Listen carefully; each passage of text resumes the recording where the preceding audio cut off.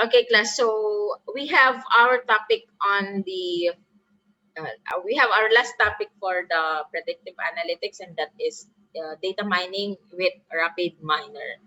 So we have here our course outline. The discussion are as follows. We have data mining, the importance of the important data mining primitives. We have the classification, clustering, association rules, anomaly detection, and applications of the data mining. So with our topic before, I have briefly discussed to you about data mining. So it is the process of examining large data sets to identify patterns and establish relationships to solve problems through data analysis with the use of different software application tools like Rapid Miner, we have RStudio, NIME, or NIME. Pero it is pronounced as NIME. So it is more precisely described as KDD, or knowledge discovery from data. So data mining uses also machine learning, statistics, and artificial intelligence techniques.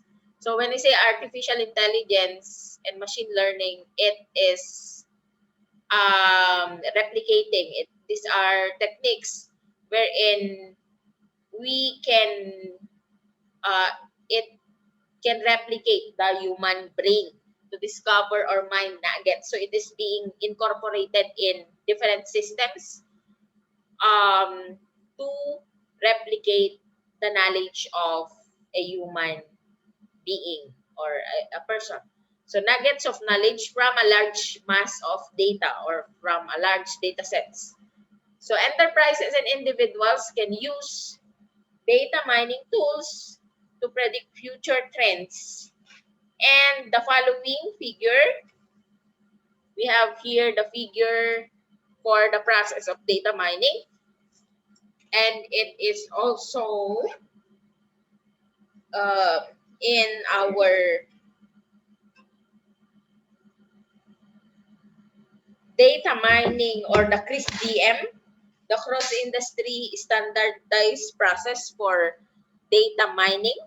So first we have selection of data, identifying the data under business understanding and data understanding in the CRISDM. But in here we have selection of data, and then pre-processing. In pre-processing class, we have the uh, the pre-processing. We have the before we have to clean our data, right? So we have to delete spaces, clean our dirty data, and then transformation, and pre-processing. So in pre-processing the data, we have to use C-score and min-max normalization. So to standardize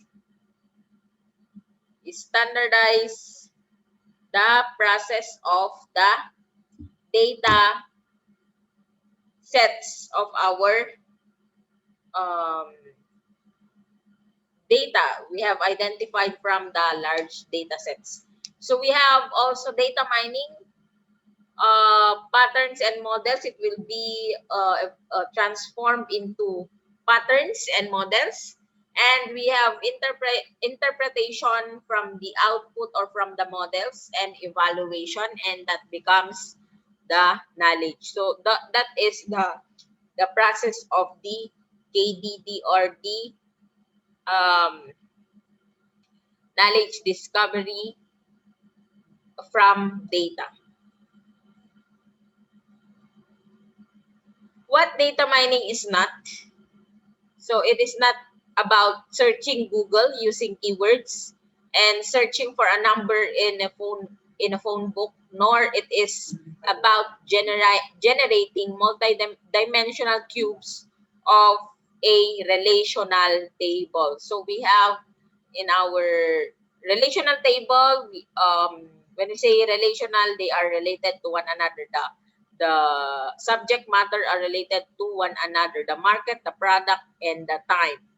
So we have the tuples or the records for the the different subject matter, or the different in database class we call this as attributes. Okay, or we have field names. We call it as field names: the product, the market, the time, and the sales.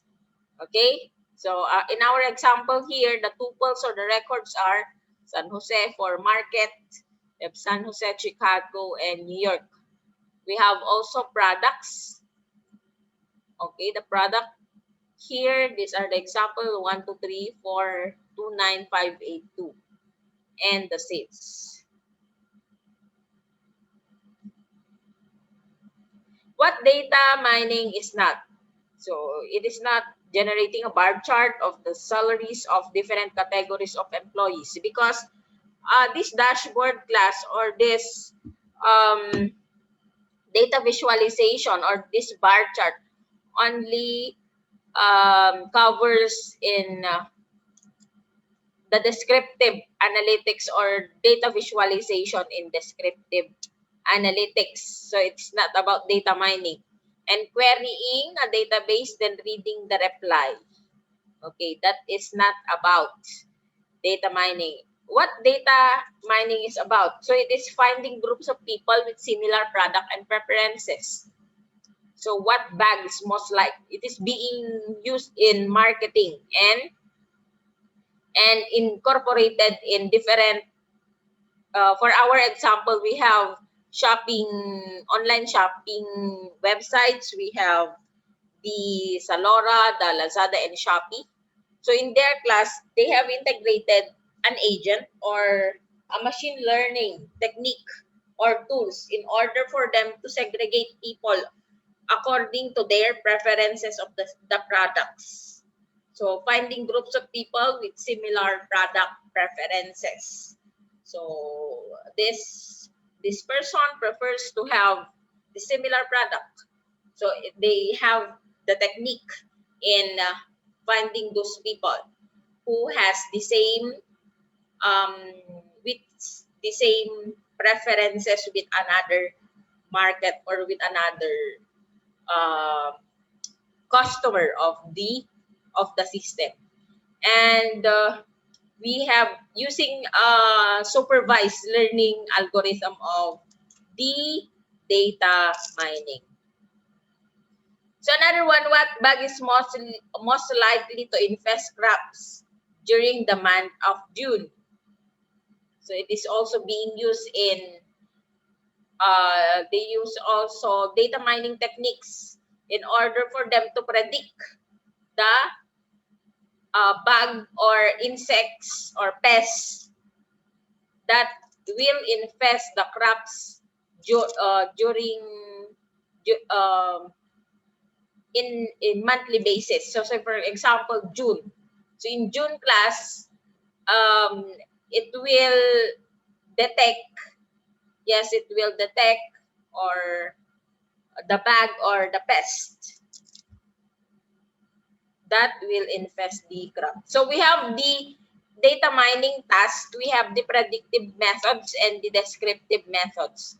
So some are the data mining methods that we have. We have the classification, regression, and deviation. So in our previous lecture, we have the regression, right? So regression of future sales. And descriptive methods, finding human interpretable patterns that describe data. So we have the clustering of the data sets, and association, rule discovery, and sequential pattern discovery.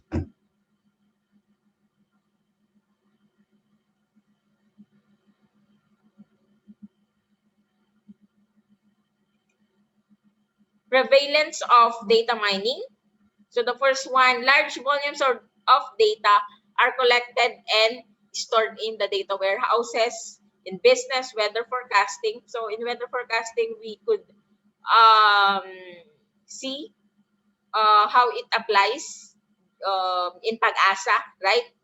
Weather monitoring agencies such as Pag-asa collect large amounts of weather data. So they collect large amount of weather data so that people can simulate the typhoon, most especially during typhoons, kung nasaan na yung typhoon natin, yung bagyo natin, masa-simulate nila kung saan dediretso, mapre-predict nila kung saan lugar tatama yung bagyo. So that is data mining is being used in weather forecasting. And agriculture, government agencies such as Department of Agriculture collect data relating to crop production. So it is very prevalent in the field of agriculture. So just like our example a while back, the pests in months, kung ano yung mga pests na dun sa January, February, and doon sa different variety of yung mga products nila, like for example rice, corn. So in the Philippines, Department of Agriculture.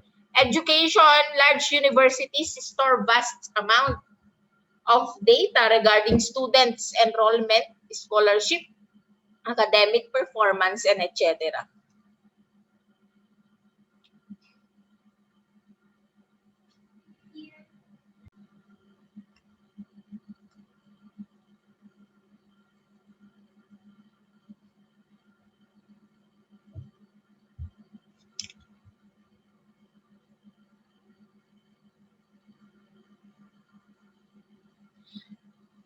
And the quality and richness of the data is improving. For example, we have retailers, they use scanner data and it is more accurate than other means. So, as you'd see in different point of sale or retail stores, they use scanners in order for them um, to scan the barcode or the QR code of the products, and it is more accurate than typing just typing the product number or the product key of the items. E-commerce, rich sources of data on consumer browsing. So just like our example here, we have the Lazada e-commerce site, and we have signs.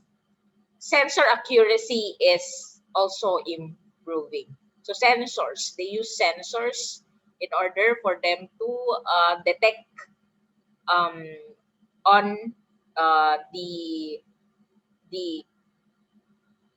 details of the product. So the gap between data and analysis or analysts is increasing. So as the hidden information is not always apparent and high cost of human labor and a large portion of data is never analyzed at all. So as data becomes larger, also the number of analysts or people who will analyze those data also becomes um, in or is also increasing. So that is based from Sanjay Ranka, 2011. So that is the data gap. So we have here the origins of data mining. Drawn ideas from machine learning, pattern recognition, statistics, and of course, we have the database system for applications that have large volumes of data, high dimensionality of data, heterogeneous data, and unstructured data. So it is the combination of database system with statistics and pattern recognitions. So pattern recognition to um, recognize knowledge out from the database system. So parang yun yung content ng data mining. So database where we can store our data sets and statistics and pattern recognition. So a Venn diagram here in our figure showing the relationship between database systems, statistics, and pattern recognition. So we have the first one, primitives of data mining. We have the regression. So what is regression? So we have, in our previous topic, we have this, we perform regression, right? So it predicts, when we say regression, it predicts the value of a given continuous variable based on the values of other variables, assuming a linear and nonlinear model for dependency. And examples of this regression are predicting sales numbers of new product based on advertising expenditure.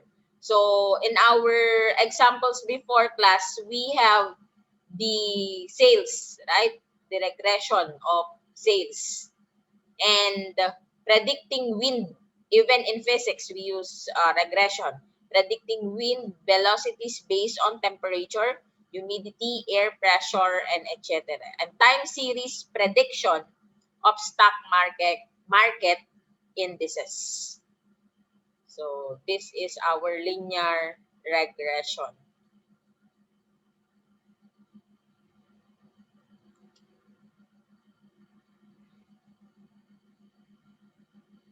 Okay, so another one is association rule discovery. So the story of the beer, bread, milk, and butter.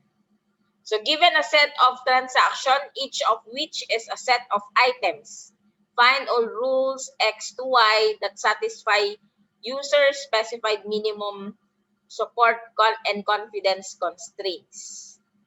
So support is equal to the numbers of transaction containing X and Y divided by the number of transaction. And confidence is the number of transaction containing X.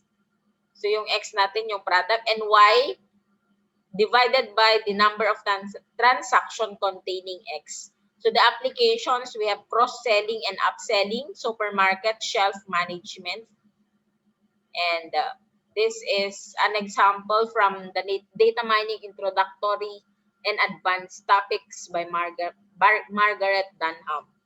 So actually, class, it is being used, the association rule discovery is used by the what do you call that, Walmart. The Walmart, uh, uh, the Walmart, yung data warehouse nila, parang ito yung ginamit nila for to locate or to store their items, like their products. So the association rule discovered. So some rules discovered, we have bread. Kung sino yung bibili ng bread, bibili din sila ng peanut butter. So the support is 60% and its confidence is 75%. So really, kung napapansin ninyo, right? So uh, um, yung bread katabi lang ng peanut butter or anything na pwedeng i-ano sa bread. And then the peanut butter is equal to bread. So support 60%. Yung confidence niya, mas marami 100%. The jelly, yung jelly natin to peanut butter. So yung jelly, kung sino yung bibili ng jelly, bibili din siya ng peanut butter. Support 20% and the confidence is 100%. And jelly to milk, support 0%.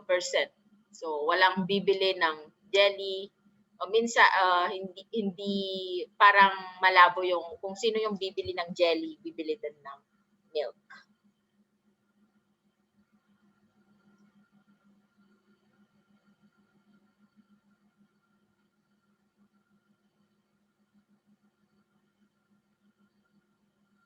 Okay, so that is what our example a while back, association rule discovery.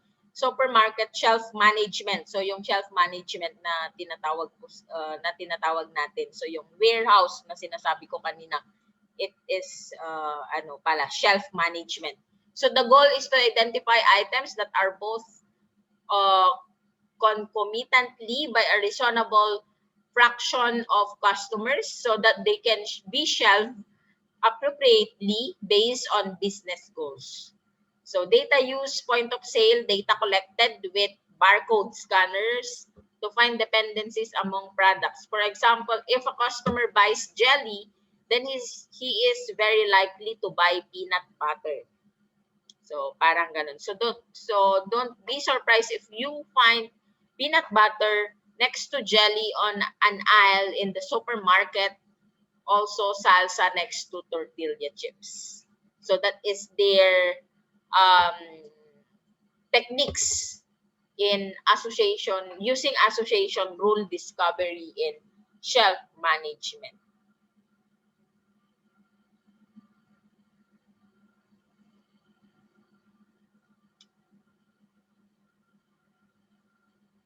Okay, another is classification. So we have classification of um, customers or clients. So given a set of records called the training set, each record contains a set of attributes. One of the attributes is the class. So find a model for the class attribute as a function of the values of other attributes. So the previously unseen record should be assigned to a class as accurately as possible. Usually, the given dataset is divided into training and test set, with training set used to build the model and test set used to validate it. So we have two data sets, the training and test set and the training and test set. So training is used to um, divide the given data, and the training is to build the model to test set for validation. The accuracy of the model is determined on the test set. So there is a formula for the accuracy. So classification example. So we have the transaction ID 1, 2, 3, 4 to 10, the refund, and then marital status, taxable income, cheat. So it will decide if it will help you know or predict if that customer cheats or will not, or cheat will or will not cheat. So we have the first transaction. Um, Meron ba siyang refund? Yes. Marital status niya single, taxable income 125K. So possible ba siyang mag-cheat or uutang? No. So pag may refund ba siya, married 100K. So makikita natin diyan kung sino yung mag-cheat na customer or yung transaction doon sa dataset natin. So pag may refund, wala. Divorce, marital status, divorce, taxable income 95K. So mag-cheat ba siya? So pwede, yes. Okay, kung titignan natin class based on our dataset, yung mas mababang taxable income, and then yung taxable income mas malaki or mas mababa, at saka yung mga divorce, usually yung mga divorce at saka mga married, sila yung mag-cheat based from our data set. So in here in classification, we can use decision tree. So modeling a class attribute using other attributes, applications, targeted marketing, and customer attrition. So there are decisions, so short, medium, and tall. So usually yung mga may height na 1.3 m or yung mga maliliit, yun yung mga babae. Usually mga babae. And then yung mga male, usually mga lalaki, kasi doon sa side male, yung height nila is tall. Mas shorter yung mga babae. So this means in our decision tree that most female are shorter than male. So that is from our decision tree, and that is our technique for data mining. So Christina, based from our data sets here, we have Christina, female siya, 1.6 m medium. Si Jim, 2 meters medium. So based from this data set, ito yung magiging model natin. So decision tree is the model. Decision tree example, so that is based from from Margaret Dunham. So later on class with in our rapid miner, itatry nating mag-decision tree.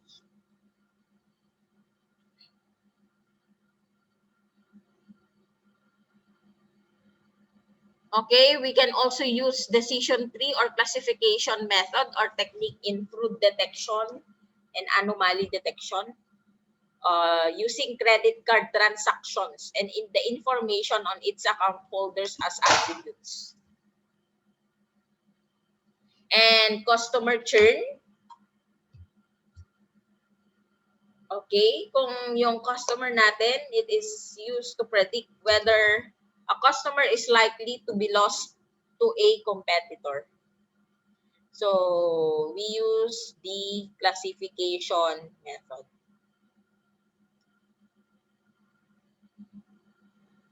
Another one is clustering. So, when we say clustering, another data mining technique, it is used in determining object groupings such that objects within the same cluster are similar to each other while objects in different groups or not. And typically, objects are represented by data points or in a multi-dimensional space with each dimension corresponding to one or more attributes. Clustering problem in this case reduces the following. We have data points in one cluster are more similar to one another, and data points in separate clusters are less similar to one another. So we have the Euclidean distance based clustering in 3D space. So ito yung example in our figure here, figure 21. So it is also similar to market segmentation. So yung market segmentation, subdividing a market into distinct subset of customers. So sino yung mga customers na ganito yung gusto or ganito yung product na sino yung magkakaparehas na customers that have distinct with a distinct marketing mix. So that is market segmentation. And of course, we have document clustering. If you are, for example, in Twitter class, in social media, they have to cluster, kaya nga may hashtag doon. Nakikita natin yung trending because of data mining, because of document clustering or text mining.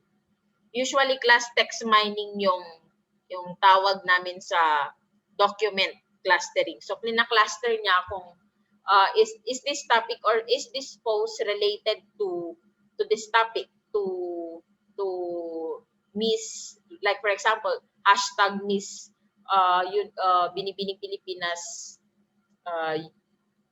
Universe, hashtag Miss Universe PH, hashtag bawal lumabas. Like for example, nung nag-trending si Kim Chu, right? I-analyze niya 'yon kung ano yung mas malaki yung percentage na nabanggit doon sa mga post natin sa Twitter, yun yung magiging trending na topic doon sa social media. So just like here, so we have clustering points. Ilan yung i-cluster natin? 3,024 articles of Los Angeles Times. So we have the similarity measure number of common words in documents. So category, we have financial, foreign, national, metro, sports, and entertainment. So those are the different categories or different terms na ina-analyze niya. So total articles, we have total articles, we have in financial, kung ano yung pinaka total articles na nabanggit, yung financial 555 articles, yung foreign 341, national 273, metro 943, sports 738, and entertainment 354. So correctly placed articles 364 to 60 in foreign and 36 in national. So kumbaga yung financial and foreign and entertainment, sila yung parang halos magkakaparehas kasi yung mga yung mga words nila is halos yung category ng financial at saka entertainment and foreign is magkakalapit. Okay, so that is document clustering.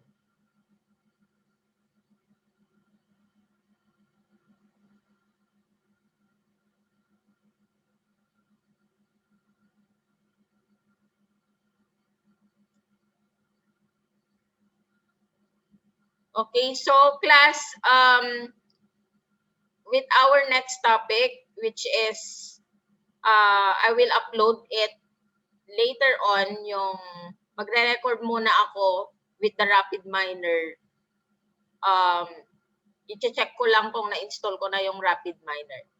So that's it for the data mining techniques, different data mining techniques. I will show you how to use decision tree for our last topic in predictive analytics.